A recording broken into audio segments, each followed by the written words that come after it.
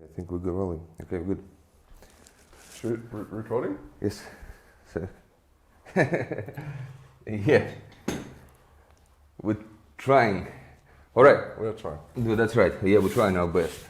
All right, guys. Myself and Mitch, we thought it would be very good if we start a weekly podcast or weekly video series where we talk about crypto and what's been happening, and try to make we feel it's a massive disservice. We keep talking to each other and not sharing this with the world. So we thought, That's right. why don't we sit down every Saturday and have a chat and share with what we're seeing in the marketplace, what's going on, That's right. hot topics. That's right. And in each episode, we'll try to do one topic of education, right? So let's get this one out of the way. I mean, what is Bitcoin? What is Bitcoin? No, hold on. I was joking, right? Everybody knows what Bitcoin is, right? But nonetheless, I was going to actually answer it. Right, go. No, I'm not doing it. Okay. It's too complicated. All right. It's a 35-minute conversation. Yeah. All right. So Bitcoin is a form of decentralized finance, right? It's Yes. an asset that people actually can earn, can own themselves in the Yes. true sense of the word, right? So Without any control from a third party, without any fear of being immuted, without someone stealing it from them. That's right. Unless they have their private keys, of course. That's right. So it's like I'd like to compare it to a pirate, right? So for example, you were only as good as a pirate back in the day. You were better pirate if the chest of gold that you carry was closer to you, right? But what Bitcoin allows us to do is basically to keep your chest always Memorized. here. That's right, memorized. So make sure that nothing happens to your head. It's usually a good advice anyway. Absolutely, and we're seeing the macro economy scale that printing money is happening, and every time the governments print money, they're stealing time from its workers, and Bitcoin is an opportunity for people to take their time back and to leverage themselves. That's right. Well, every time the government prints money, it erodes the wealth of the people that are actually holding that money, right? And that's very crazy. But yeah, we're going on a tangent, guys. We are. But regardless, all right. So Bitcoin, education. Yeah, that's right. Education. Education was that. Bitcoin is great. At least check it out, right? And by the way, whatever we discuss here is not an investment advice. We don't recommend anyone to go balls deep into crypto. You don't want to mortgage your house and sink everything into crypto like I did. We're just a bunch of idiots talking about cryptocurrency. He doesn't even speak English as his first language. That's right. I speak English with an accent, and it's freaking crazy. Hopefully, but you can subtitle it, right? Absolutely. Yeah, that's right. Actually, YouTube does subtitles. All right, but we penciled out some topics that we're going to discuss this week. What happened, and I guess let's get into it. All right, Mitch. Everybody's talking about DogeCoin. Dogecoin. What the hell is it? Why the hell is it pumping? What are the pros and cons? What the hell are we going to do with it? So, great questions. It was created as a meme, as a joke, and one of the founders ended up leaving very early on because he didn't like the direction it was taking. Yeah. The one thing that's not talked about is I think 90% of the coins are held by about 14 addresses. That's right. Yeah. Which is just crazy. And what that means is basically it's very centralized, right? So it's very centralized. There's 14 people that control 90% of it. Yeah. Just like governments and banks in the world. It's almost as bad as Ripple. Nothing tops Ripple. That's right. The really interesting to note about Dogecoin is it's an oscillator. So every bull market cycle, which lasts 4 years long, it tends to get some kind of notoriety, right? Yeah. It gets some kind of crazier and crazier, right? I think but a top 4 coin, it's a joke, and then it's been taken completely out of context. That's right. And some people say that it's obviously Elon Musk has something to do with it, right? And some people say that because Elon is in other crypto, right, like Bitcoin, and Tesla is in Bitcoin and everything, he cannot be seen pumping that one, right? Because that will be considered as market manipulation. SEC is going to rain down on him, will come down on him like a ton of bricks. Yeah, absolutely. So that's why he's just stuffing around, and so he's literally just he's using making it as a proxy. Memes about memes That's right. and proxy wise. That's right. So he's using it as a proxy to basically, for lack of better word, to let's say manipulate the market? Can you say that? Yeah, I guess he can. Oh, yeah, but like I said, we got a disclaimer. He's not manipulating it because he doesn't have any. He's just making memes on Twitter about it. Which it's freaking amazing. It is amazing. The other thing to note about it is it's actually sucking a lot of liquidity out of the large caps, mid caps, and the small caps. And once it finishes doing its thing, the Saturday Night Live's happening tomorrow US time. Once that all goes and happens, it's definitely going to show, is there really value in it, or is it just going to get dumped like there has been many times over. That's right. So, but why is it bad if you hold in any other token, right? If you hold in any other crypto, why is strong Doge bad? Because there's so many other good projects that have amazing fundamentals, that have really good missions that are further along on the roadmap to doing that. There's so many other projects that have really good missions that are moving towards those ultimate goals that are just not getting any love. They're actually getting liquidity sucked out of them and pushed into this meme. That's right. So what it means basically, people are selling the projects that perhaps are worthwhile, and then they're overlooking for. This is a perfect example of everyone's mom. You try to shoot a video, hey, can you... No, it was some trivial shit, right? Well, it wasn't actually trivial. She was, I can't buy bitcoins. Of course. It was. Right. So what's happening basically is that a lot of good projects are either being overlooked because the Doge, people come into CoinMarketCap, they go, okay, Doge is number 4, bang, let's buy it. Well, they're pulling their money out of these coins, That's right. Which is even worse. That's right. And obviously Doge goes up, everything else comes down. And a lot of the times people are lazy. And it's amazing that a lot of people are very lazy, right, to actually research what it is. I mean, it's a nice little experiment, but I mean, what are the uses for Doge? I mean, the uses for Doge, they sponsored a Jamaican bobsled team, right? So they collected they're giving back to the world, that's for sure. That's right. This is NASCAR, right? So you know a couple of things about cars, right? But let's not. But not only that, we'll have to explain it in simple forms, but it's an inflationary coin. Like there's something like 36,000 every second that are being mined. That's right. So it's not something that's finite like Bitcoin or Ethereum is going to be. Well, it's essentially it is literally inflating. It's like the US dollar. That's right. That's right. It is everything. Well, it is half. Maybe of that's everything. the meme. Maybe Elon's like, this is actually more valuable than the US dollar because it's inflating at a rate that's predictable. That's right. It is, because then you don't just wake up one day and say, okay, let's just print a couple of trillion. That's right, a couple of trillion. This has got a set amount that it's printing every day, every second of every day. That's right. So, but we mentioned the cycles, right? So we mentioned the SuperCycle. Well, we mentioned the cycles of 4 years, right? Yes. We're not going to go into a lot of details in it here, but do put in the comments what you want to see in the next video. Yes. But the cycle. Now, usually everybody knows that what goes up must come down, right? Yes, correct. So we've seen almost a year now of growth and 3 months of hyperbolic growth, right? Yep. So I mean, what's going on? What is it? What are we thinking? Well, there's two trains of thought. The first is, and there's a lot of influencers and YouTubers and different people talking about a super cycle.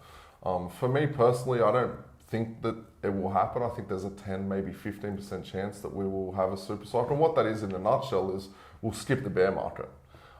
And markets are cyclical, whether it's crypto, stocks, property markets follow a cycle. Yeah. So I don't think that that's going to happen. If it did happen, it'd be amazing. Well, it would be amazing. There's a certain amount of my holdings that I will not sell. It is just what I'm holding, and then there's a certain part of my holdings that I trade, and I'm sure it's probably very similar to you. That's right. I mean, the thing is, and I'm getting worried every time I see graphs that are vertical, right? Vertical. You study like without a pullback.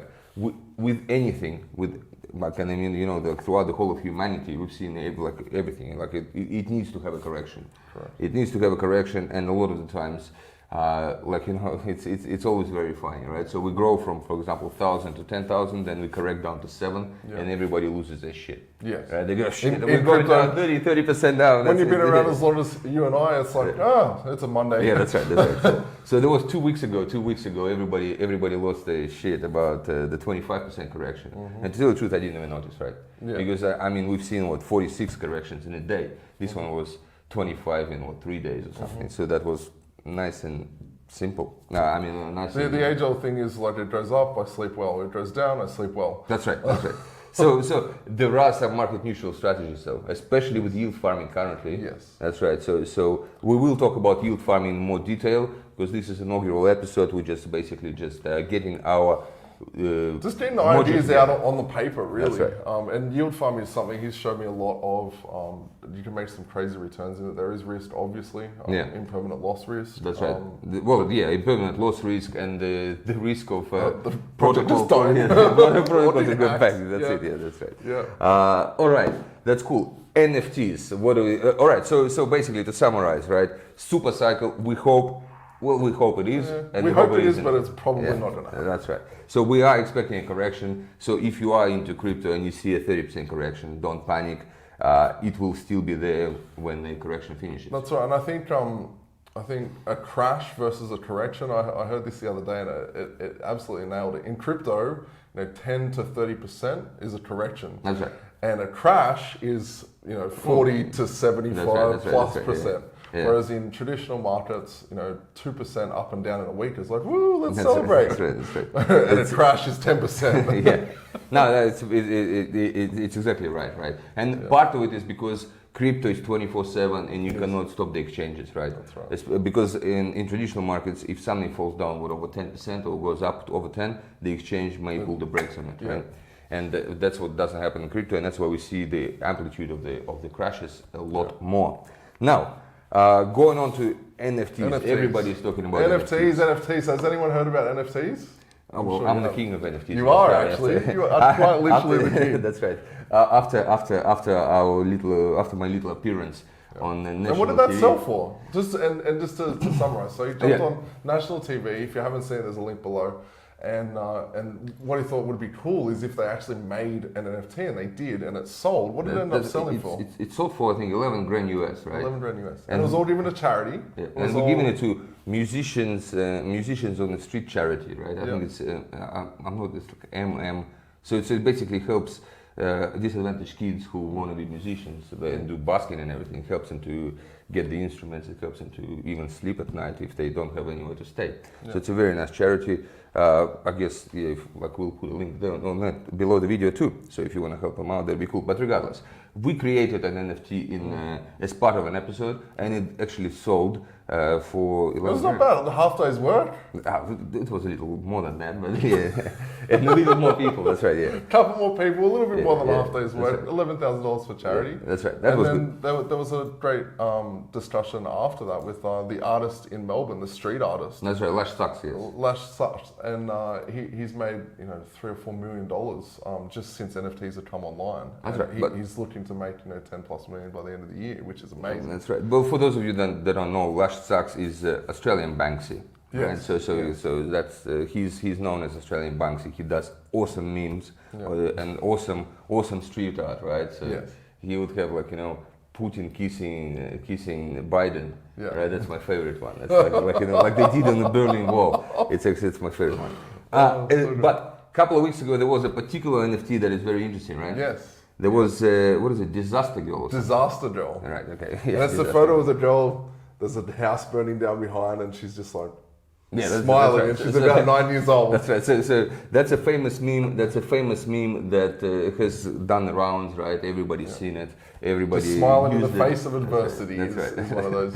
That's right. And she was like 9 years old. I think she's 18 or 19 years old now. And what happened? What happened? Well, she's got the first ever edition that's got metadata on that photo, so she can prove that she was the one that took it. And then she sold it as an NFT, and it's sold for like $600,000 or something. Something. I think it's like 506 or something. 500 something. 506. It was 180 Ethereum at the time. It was 180 Ethereum at the time. It's amazing. And the thing is, I'm sure this girl in her wildest dreams She would never thought She that would never smiling thought in front that. of a That's burning down house would have, That's right. you know, essentially been able to buy her a house. That's you know, right. So 10 years later. Yeah, that's right. It's freaking crazy. And what does this actually mean for artists? Like, this means that no longer is the newsroom, you know, going to buy the photo for $500 and then, you know, make many thousands from. This is the person who's actually created this. You know, even 10 years later, is able to leverage and make a good amount of money. So the question everybody's asking is, okay, we've got kids. I've got a kid that's 9-year-old, right? What the hell does he need to do to do that? All right, we need to start, you know, waking him up in the middle of the night and just with a camera in his face or something, right? And just go, okay, you produce an NFT, right? Start pulling your weight around the house, right? Yeah, stop pulling your weight. Stop paying rent. Come on, come on. That's what we should be doing, right? Okay, we don't condone obviously violence to kids or anything, Yes, of course. but this is fun. This is quite amazing. It's an awesome precedent that I think will go a long way for the industry and a long way just to show what decentralization and the whole strength of community is worth. It's amazing. And it's almost like if you're around and you saw the Funniest Home video show, Australia's Funniest Home video show in the 90s. This is like 2021 version of Australia's Funniest Home video shows in a video, in a photo, in an audio file. But yeah, the market governs what it's actually worth. It's not a network that's, you know, a bunch of wealthy fat cats getting rich. It's the people that are actually creating it. It's crazy, and what I love about it, right? It's a creative freedom. Yeah. So in other words, you can do anything, you know, like literally anything, right? And I was talking in my one of my Russian groups, right? And it's like on Clubhouse. This is funny, right? He's sort of a big deal in Russia. I don't know why. Might be the background. That's right. And these chicks were saying, they go, oh, geez, these guys are sending me a lot of dick pics. What should I do with them? Right? Right? I love where this is going. This is amazing. So, we're not saying it, right? But maybe there is a market for that. Maybe there is a market. Maybe there is an NFT or something like that. I mean, there's been some strange tokens that have come out, like Cummies in the last week. And and another thing, the obvious one, right? If you got a kid who's 4 years old and he can draw pretty good pixelated pictures, those ones are going crazy, right? So CryptoPunks obviously are going at 4 mil, 6 mil. It's amazing. It's amazing. There's only 12 pixels in each photo. That's right. Okay, Super Mario is sitting there and takes about 8.5 seconds to make with the good old bit Super Mario is just sitting there and thinking, Jesus, am I doing the right thing? Should I really be a plumber or should I go into artist? You know what's amazing though? The beauty of that is I've got a 15-year-old son and he's wants to be a YouTuber and wants to create content on the internet.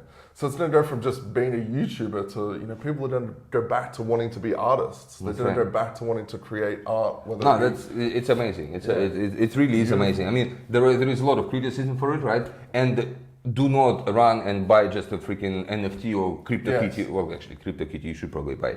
But apart from CryptoKitty, do not just buy anything, right? You do your own research, have a look, and it's not like buy Bitcoin and hodl. Because the particular piece of art that you might buy may turn out to be shit. If the artist doesn't the artist doesn't keep it going, the artist doesn't create a story. Or if the artist doesn't die. That's right. If he stays alive, then it's going to be worth nothing. That's right. That's we remember don't that. Don't killing artists either. That's right. All right.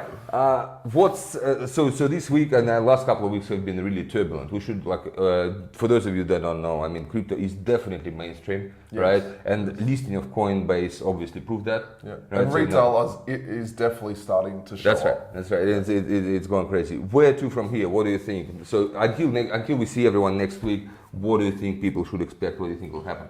I think if we looked at the charts for the whole year, we've been seeing a new all-time high by the mid of the month, and then towards the end of the month when options are expiring, we're starting to see a lower low. So I think we're going to BTC an all-time high by the mid of the month. Yep. And we'll probably see a lower low by the end of the month. Now that scares me. What was the last low? Last low was like 43, 45, yeah. Okay. So yeah, I think that we could possibly see 70,000 US. And remember, Bitcoin's king. Everyone has their favorite tokens. Everyone loves their XRP and they think that it's going to the moon. But the reality is, Bitcoin is king. It leads Always. That's right. No doubt. That's right. So it moving up, the money flows into the alts, and then they move up, and so on and so forth. So unless Doge becomes king. unless After Doge certain becomes like, king and if gets to that 70,000. happens, I should probably retire. I think we should both retire. Yeah, it's crazy. I don't hold any Doge though, but I'll retire because of grief, not because of wealth. Yes. It's just crazy. But this market has done so much for me, and it's come to this. It is now my time to retire. Yeah, I'm 34 next month, so 34 years old. It's time for me to retire. That's right. Yeah, because of grief, and feel sorry for yourself because you didn't see it coming. But I mean, it is absolutely crazy. Guys, on that, we won't take up too much more of your time. We hope you enjoyed that one. Yeah, we hope you had fun. We've definitely had fun making this. That's right. That's right. And I think we'll obviously if we get what are you supposed to say? If we get 1,000 subscribers, we'll create an NFT. No. Yeah. Well, we should we? Yeah, we probably should. I think we should. So 1,000. This is 1,000 subscribers, and the comment that gets the vote for the charity that gets the highest vote is where we'll donate the money to. So we'll create an NFT. Yeah. 1,000 subscribers, and then we'll sell it, and it might not sell, but it might not sell. Well, I'll buy at least some of it. Okay. All right. Yeah, that'll be good. All right. But okay, sweet. So guys, share it with your. We try to make it as entertaining as possible, especially for everyone to share it among friends, etc. Right? So between instead of watching ads between the football matches, you probably should watch us. Yes. Right? It's still grown man talking shit. Yes. Yeah. So, all right. Thank you guys on that. Hope you enjoyed it. We'll keep it going. We'll see where it leads. All the best to everyone and good returns, I should say, right? Good returns, and of course not financial ones. Yes. Once again, don't take this as a financial advice, but do your own research. It's always important and very prudent to do your own research. Yes. Always do your own research. All right. Sweet. See you guys. Bye.